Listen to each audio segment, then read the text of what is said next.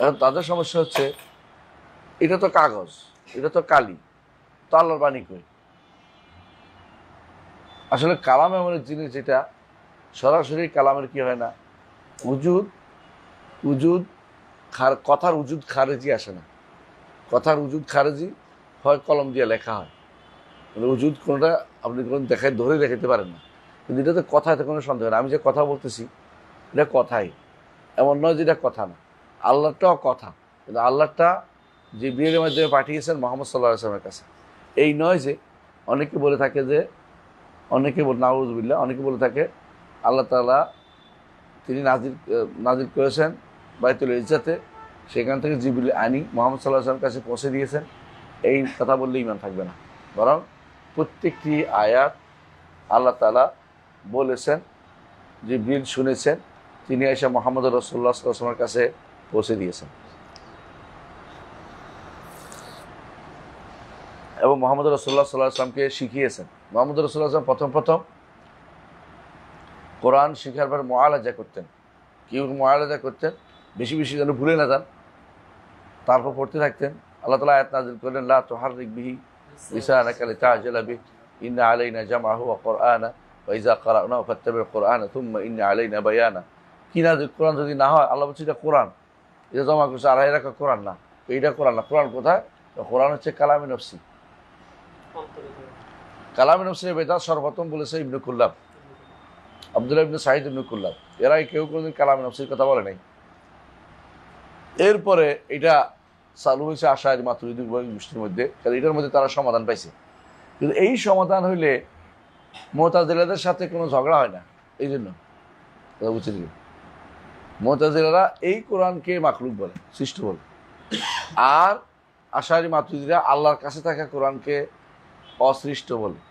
তো এই কোরআনকে কই, কোরআন তো সৃষ্ট, বাংলা বাজারে কাগজ, বাংলা বাজারে কালি, হ্যাঁ, বাংলা বাজারে কলমের লেখক, মেশিনের কথা লেখা আসছে, এটা সৃষ্ট। আস্তাগফিরুল্লাহ। হ্যাঁ, কাগজ সৃষ্ট, কালিটা সৃষ্ট, যেটা লেখা হয়েছে ওইটা সৃষ্ট না। কারণ যে উজুদ খারেজি পাওয়া যায় না কিসের? কালামের। কথার উজুদ খারেজি কোথাও কোনো জিনিসের মধ্যে লিখিত হইতে হয়, অথবা জিনিসটা যা মুখস্থ করা যায়, কিন্তু উজুদ খারেজি দেখানো যায় না। কথা এরকম জিনিসটা যদি দেখানো যায়, কিন্তু বাক, হ্যাঁ, হিন্দুরা বাকের আবাদত করে। বাক, তাদের একটা দেবতা আছে, বাঘ দেবতা। বাঘ দেবতা কেন আবাদত করে জানিস? তারা মনে করে বাঘ দেবতার প্রমাণ হচ্ছে মানুষ যখন ভয় পায় তো চিল্লায় ওঠে, চিল্লালে ভয় চলে যায়, চিল্লি করে। তো কারণ এই দেবতা আসছিল, বাঘ দেবতার কারণে তারা বেঁচে গেছে। নাউজুবিল্লাহ। এগুলো দুইটা একটা বানাই হচ্ছে মূলত, আলহামদুলিল্লাহ, মূলত উজুদ খারেজি আর উজুদ জাহেনি, বুঝত তো? দুইটাকে যদি কোনো কেউ বলে উজুদ জাহেনি, আমরা মনের ভিতরে একটা কথা আছে, কথাটা যদি না বলেন, কথা হয়েছে না, এটা ভাব, এটা তখন ভাব, তখন বের হইয়া যখন মানুষের শুনছে, যখন কারো লিখছে, তখন এটা কথা হয়েছে। যখন এটা আলোচনা আসছে তখন কথা হয়েছে। এর আগ পর্যন্ত অন্তরের ভিতরে রয়ে গেছে।